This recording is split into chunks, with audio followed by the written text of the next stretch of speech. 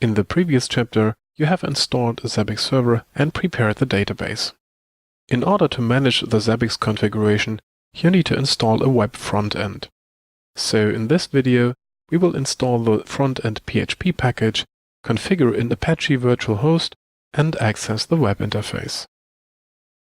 So just like in the previous videos, we have already downloaded the Debian binary packages and are ready to install the Zabbix front-end package this time.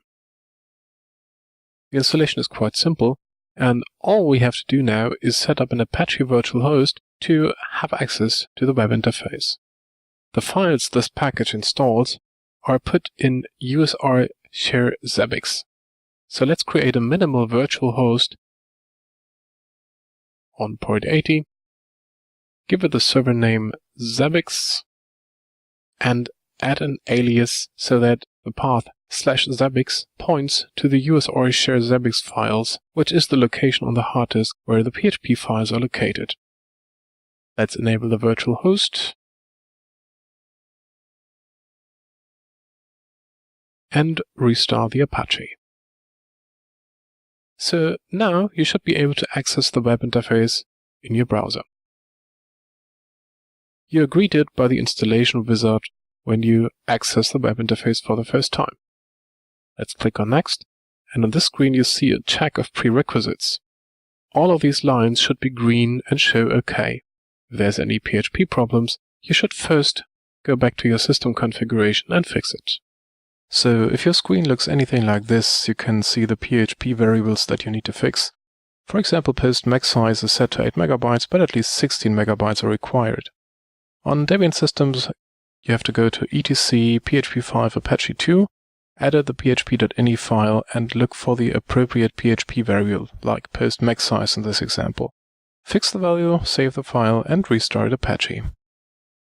Let's get to the second screen. This configures the database connection. Of course, you should set the same database credentials that you used to set up the server. Click on Test Connection, you will see an OK. Click on Next, and you can enter the host name or a host IP address, as well as an optional installation name. I just name it Pack Test Server. So this is the final page. You have a chance to verify all the settings, and finally, the web installation wizard will try to write all your configuration settings into one configuration file. As you can see, there is an error message. This is because the configuration file is supposed to be written into the /etc/Zabbix directory. This is a system directory, and by default, the Apache user does not have write access there. So what I recommend is temporarily changing the owner of the /etc/Zabbix directory to the Apache user. Then you can go back to the installation wizard, retry, and as you can see, the configuration file can be written this time. For security reasons, you should go back and set the owner of this directory to root.